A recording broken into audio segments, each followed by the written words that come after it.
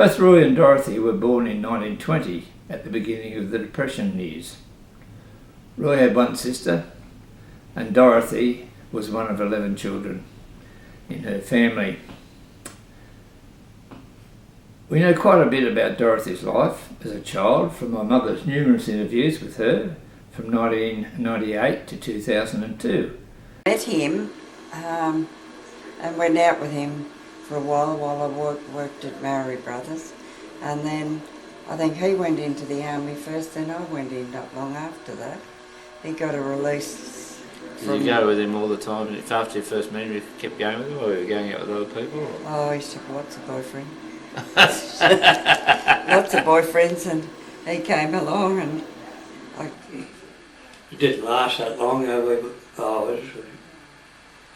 only met and it was a blind date, and it wasn't until later on was that I bumped into her on the train. Met her on the station just by accident, and I'd already was going into the army then, which I'd been down and I joined up. Yeah. Her interview with Ryde Council as a verbal history of the Ryde area. 30 in the 30s, and they turned this hotel into accommodation, and people had all these. We didn't see flats or units before. We hadn't seen any of those, and it was quite unusual. And actually, my father's youngest in the family, his sister, she married the man that owned that hotel, Jim Smith, but she died at childbirth and we never saw him again. So all we know, his name was Jim Smith. And so people would often go there if they were... Yes, I only can't remember how it was a hotel. It might have... It was a residential hotel. Yes, a residential hotel. And then where the Ryde RSL is, now that was always Moss's garage. People by the name of Moss, they went to school with us. And that's what I remember around our way and playing. And out from our area, we went down our yard and we came out into Hatton Street. And opposite our... Just tell me exactly where you lived. We lived right on the... We lived second from the corner of Hatton Street, second house. There were mills on the corner. So you were in Hatton Street? We were in Glebe Street, which is part of Victoria Road. Yeah, but our yard came right down and came out into Hatton Street, and opposite was a blacksmith shop. And In about 1932, they moved to 74 Hermitage Road, West Ryde, which was eventually bought by her son Lloyd. Mum went to Ryde Public School and left school at the age of 14 to work and help the family out, as did her siblings. And we'll just do a film of Mum and Dad's house and where we lived as kids.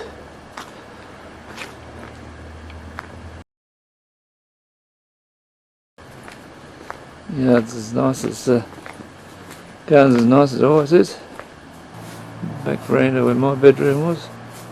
Photographs out at Honor Street. when we first moved out to Honor Street, there was not a soul around. There was a lady in the old home, and we didn't see her at all very much. Roy. Yeah, I remember that old lady, the old Scottish lady. Yeah, English. She was a lady. She was definitely from a lady. And once people came to live in the street, she shifted to Tasmania. While he was building the house, I used to sleep out here, right there in a little lean-to. In the early part of World War II, he was working at Cockatoo Island and thus was unable to join the army, but was finally released and he joined the army in 1942.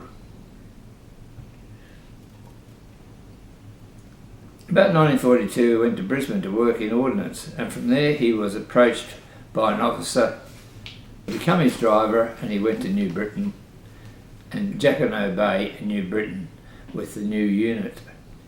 In 1944, he returned from overseas in order to get married. As it turned out, their marriage was only a month after Charles Wood had died, so they married in West Ryde Methodist Church. Charles had had his funeral at the Ryde Methodist Church, which had been the family church. Dad returned to New Britain, and Mum was also in the army and worked in the Sydney area for some time as a hostess in the main Sydney Army canteen.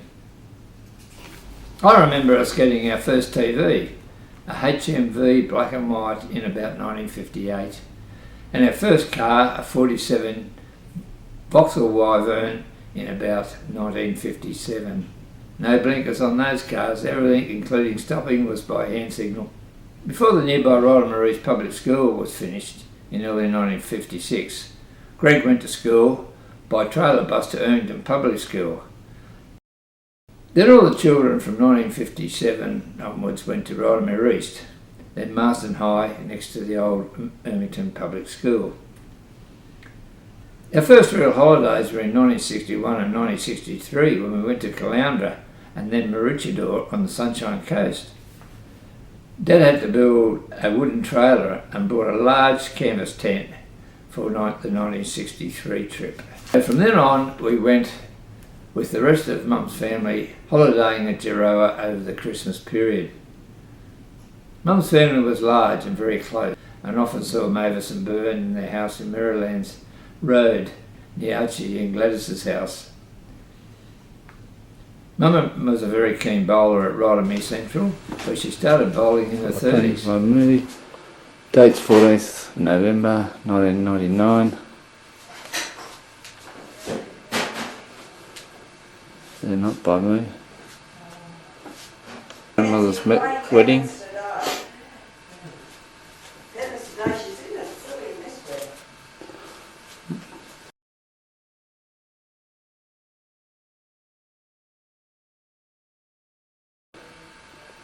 Great grandparents, Ralph Evans, wife Mary Goss.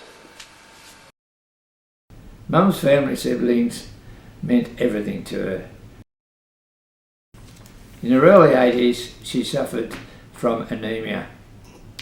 She died in hospital January 2004.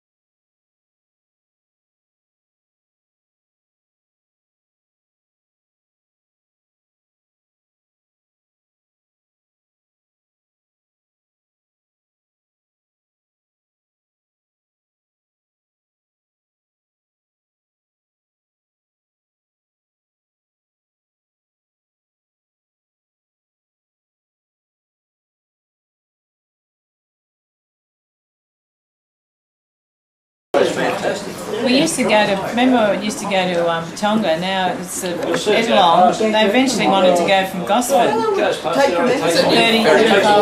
You don't say it. Oh, it's on the video. You look good. How we got it turned on? I knew you didn't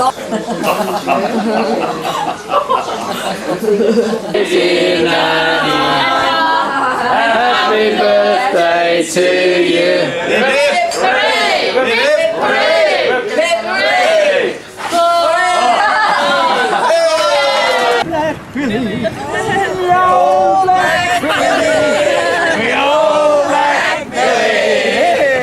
When carols for. The old black Billy's the best mate of all. Must be tramping down. Next!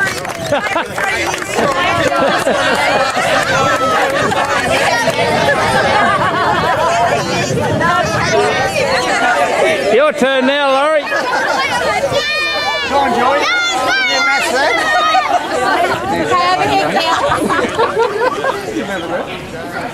Smile, Helen. There's a whole lot of them here together. Thank you. Smile, Helen.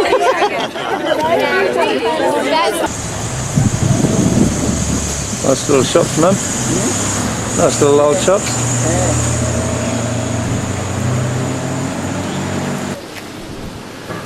I'm supposed to look like her. Yeah, you do a bit. I know I am. And I used to fight. Yeah. Isn't it lovely?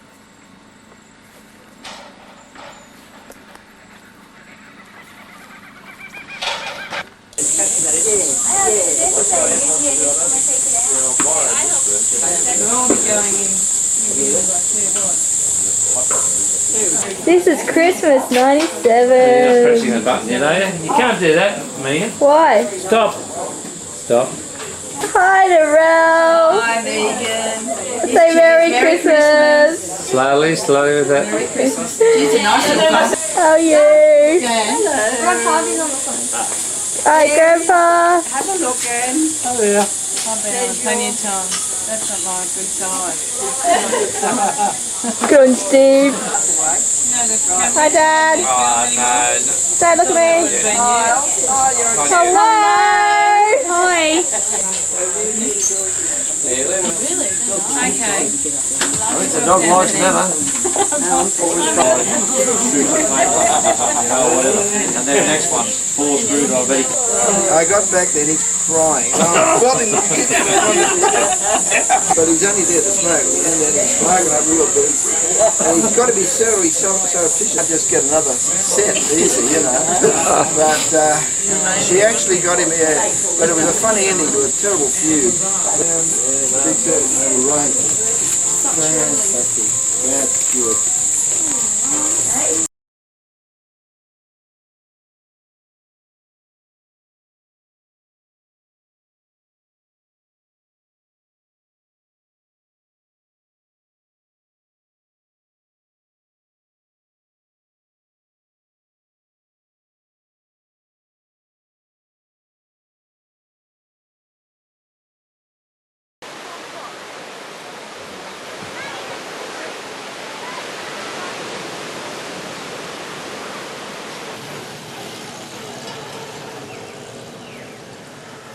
And I went over there and I started working there on a temporary basis, 3 months, and after the 3 months was up,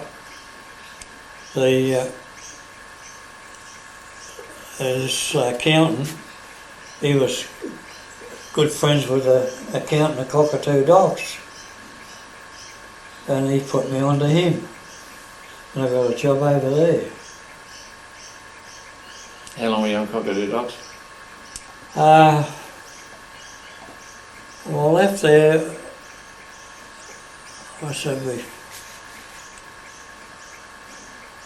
about 18 months.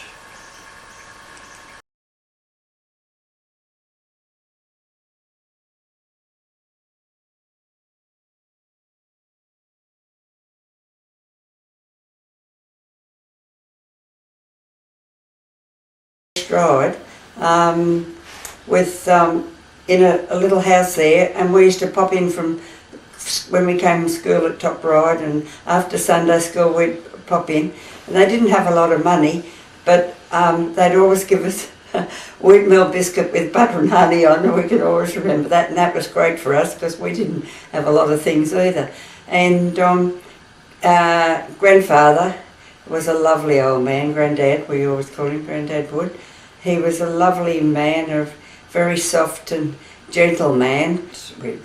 When there was somebody dead and somebody died in the family, did you know they keep them overnight in the dining room, on the dining room table in the casket, and all of we children and grown-ups and everybody, we all filed around the table to have a look at it when the casket was open. So we'd look at all our dead relatives, and we always thought grandfather was just looked like a king. He was just so regal looking. He always was like that, and carried himself so well, and also was so lovely and soft